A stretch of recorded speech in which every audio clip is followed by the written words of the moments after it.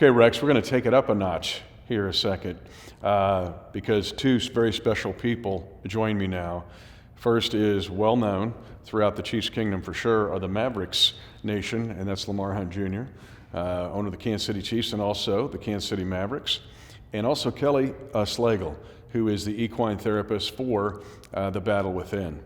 Exciting to be here to talk about this, which is a favorite topic I know for the three of us. But Lamar, we'll just start with what makes this program so effective and just asking you about the element. It's something you and I talk about every season. There's always hope that each season is going to be special for the Chiefs, but just the element of hope and what the Battle Within provides. Well, I think if you look at it from the standpoint of how a player would come to the Kansas City Chiefs or a potential player, there's fear, there's anxiety. They've done this their whole lives, and all of a sudden they're showing up and they're competing with 90 other guys, and yes, some of the roster's already set. And one of the things I think they have to do is in a sense set their ego aside, get real, get honest, and dial into what the coaches are asking of them. And that's a long off season as well, usually. I mean, it's not just something like that happens at training camp. I mean, that's right now there are Chiefs players or aspiring Chiefs players that are working very hard with a coach and a mentor to really coach them up, and hopefully they want them to make the team. They want them to be, in a sense, the best version of themselves because they want to win championships. And so that's what's happening with the Chiefs players at any given time. They're always trying to get better, but you've got to avail yourself. You've got to be willing to be that best version. And Kelley, with your equine therapy, how does the hope factor work with what you do with the... Well, it's huge, right? Like similar to what Lamar was saying, you know, they have a team too, right? They've got their coworkers, they've got, most importantly, their family and their friend group. And when they get to the program, they're terrified, you know, and they've been hiding behind this really big professional mask. And what the work that I do requires is that they drop that and they show the horse, which is in tune showing themselves, who they are and believing in that and getting really, really clear about how they want their life to shift and change to get what they want going forward. Because for a lot of them, it's the end of the road. And they've been saying what they think they should say and hiding behind all these things. And the bottom line is nobody's buying it anymore, least of all themselves. And so when they get in front of that horse, and that horse can mirror back to them not only the ways they're getting in, how they're getting in their own way, but more importantly, all the really magnificent parts about them. You see them regain that hope that they can have a different life for themselves and they can learn to value themselves and love themselves again. Lamar, and that hope, fear factor even comes into play with the 28-year play-by-play guy. There's always this anxiety, right, going into every season. But we see victory within this program, just like we've seen victory with the Chiefs. But I want to ask you about trust, because Andy Reid, when he came the first week of January of 2013, it was almost immediate, because we were at the bottom of the professional sports. I said we were phytoplankton at the bottom of the ocean. But immediately, the trust factor, the two-way trust within the organization transformed the entire franchise, not just, you know, manifesting itself into Super Bowl championships and winning your father's trophy, but throughout the organization on a day-to-day basis. So I want to ask you, the two of you, the trust factor here, being trustworthy and having trust in someone else. And I can tell you a little bit about what I've personally seen with Andy Reid. The very first thing is that there's consistency. He's not arbitrary.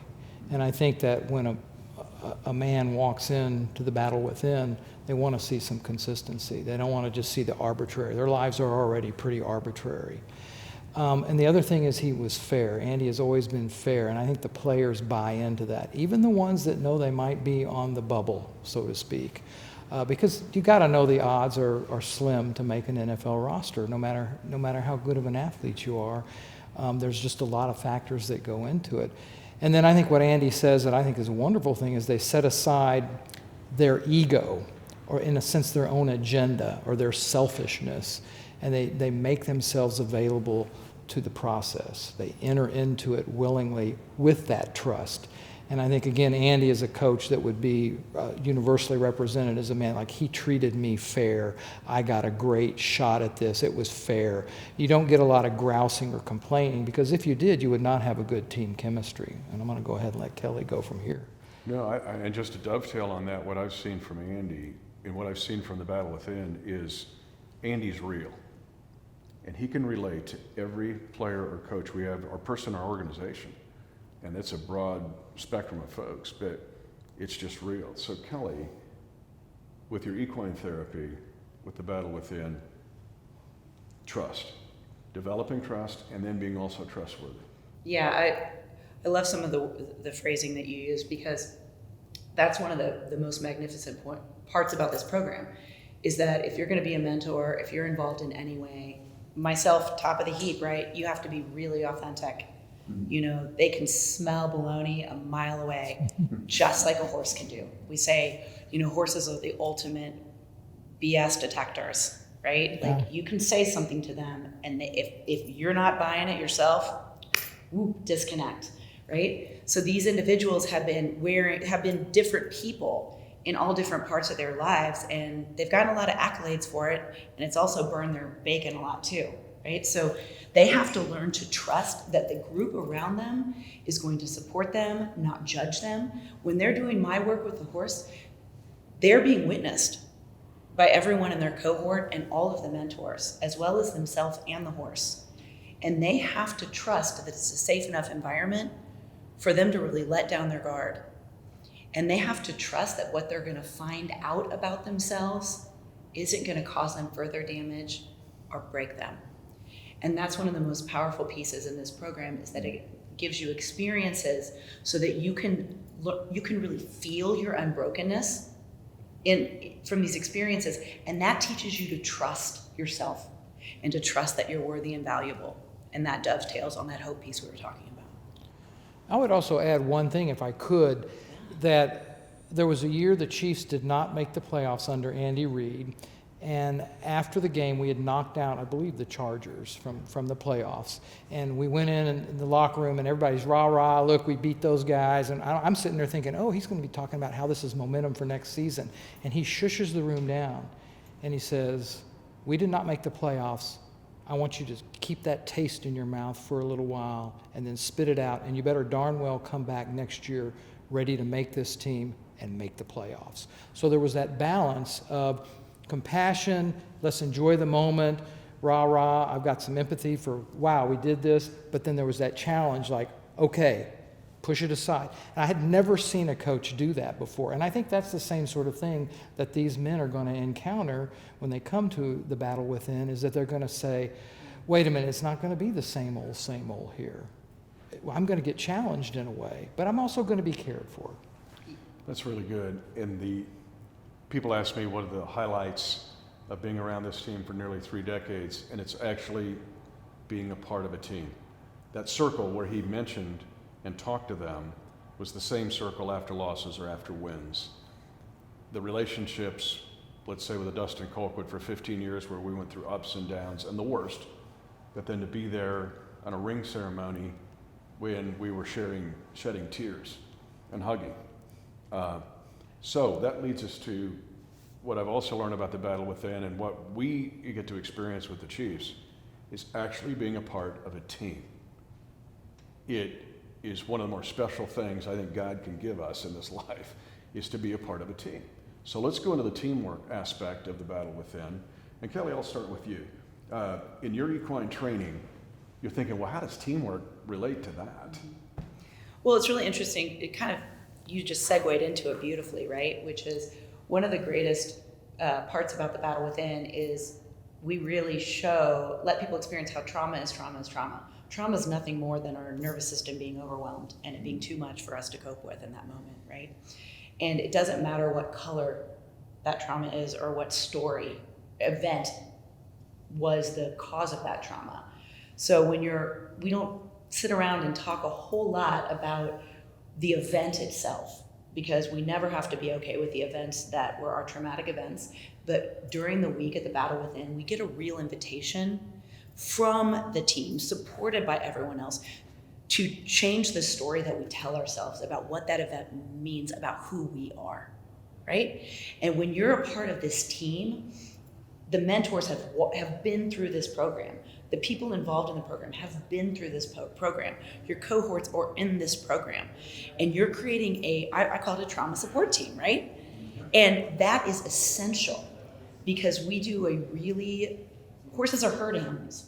They support each other. We do a really lousy job in this world of dealing with mental health and emotional wellness out of isolation. And this program brings you in as a team so you don't have to hide anymore, and you learn that it's nothing to be ashamed of. And that changes the entire dynamic of healing. Well, and we are created for relationship. Absolutely. And very often what trauma can do is it can make you very angry or rebellious, or it can make you just depressed and kind of close in on yourself.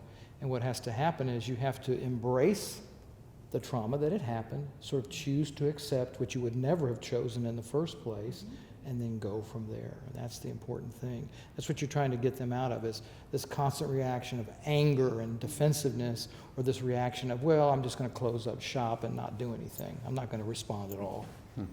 Yeah.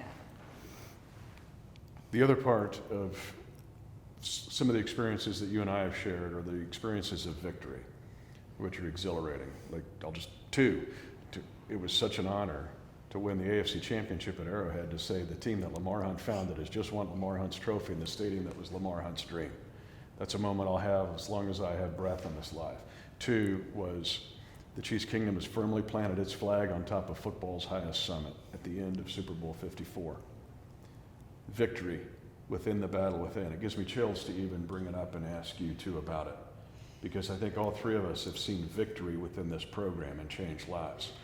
I want to ask you, Lamar, because you've got some personal experience here, where you have seen changed lives because of the battle within. Oh, sure. Absolutely. There is a guy that we know who is a policeman here in the greater Kansas City area, and I just got to witness him. And when I got to know him, he was very turned in on himself. It was almost like he begrudgingly would even talk to you. He was doing his job. He was doing some volunteer work and actually paid for it in some cases. And that's how I got to know him. This was outside of his work on the police force. But then he went through this program, and it wasn't just a momentary change, like, hey, I came back from a really cool week. It went on. I would watch him over a period of time, and it was like the joy had returned to his life, the relationships in his life, his family, everything was blossoming, his work, the way he took care of himself, everything changed dramatically. And this was over a 1-week experience, essentially, that absolutely he had to kind of drop his guard, become vulnerable, and realize, wait a minute, there's this masterpiece inside of me that I got to get out and tell people about. And it was just so wonderful to be around him. Kelley, you've seen it as well. I'm just thinking of another visual of going down Grand Avenue with hundreds of thousands of people in the back of a pickup with KC Wolf, and seeing all kinds of people sharing in a victory. You've shared in the victory, the battle within, with so many people. What about the victories that you can relate to, not only what you do with equine therapy, but through the whole program? Well, it's difficult for me to talk about without tearing up, because it's the greatest honor of my job to witness these human beings coming home to themselves. And it's I think the most important part about the victory of the battle within, both after that week ends and then, having these individuals show up, they'll show up to just support everybody else coming through, is that they feel worthy of the victory that their life is becoming. And they're willing to do anything and everything to keep themselves on that path of victory. And I just got a text message last night from someone who'd gone through the program like almost a year ago now, and he had a really broken relationship with his wife, his son, and his parents, and has recently lost his father. And he was ready. He said, I was ready to give up on the relationship with my mom. I felt like it was unable to be repaired. He said, but I wrote her an email. and I'd be honored if you'd read it.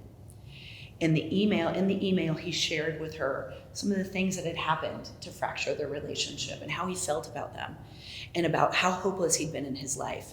And he said, I was just driving last week, and I've been driving for a long, long time. And as I drive, I figure out all the places where I could run my car off the road and successfully die.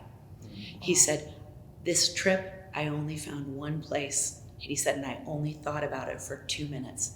And he said, and I know I'm on the road to not thinking about it again. And he said, that's how I feel about our relationship. We've had a lot of those stop-offs, and we had one last week, and I'm looking forward to the fact that we're never going to have that again. That's a victory.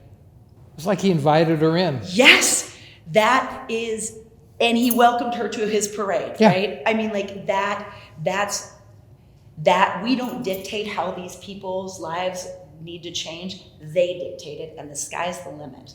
And that is where the victory that's lifelong continues. Beautiful. So Rex, as we close, I mean, even the logo, the voices that we listen to, I love the Native American story that they use with the battle within, because there is a voice that wants to destroy us and a voice that can change our lives. And two terrific voices here that we've been blessed with, but also the voice that leads to things like hope and trust and teamwork and victory. And Rex, that's the battle within.